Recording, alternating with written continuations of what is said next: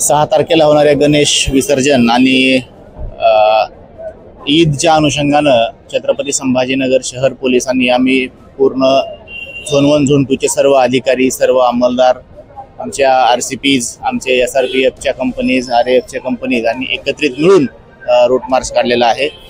छत्रपती संभाजीनगर शहर पोलीस हे कोणत्याही कायदा व सुव्यवस्थेसाठी अगदी सक्षमपणे तयार आहे, हा आमचा मेसेज आहे। कुठल्याही शहरामध्ये गैरप्रकार होणार नाही आणि जर होत असेल तर तो आम्ही निश्चितपणे मोडून काढू।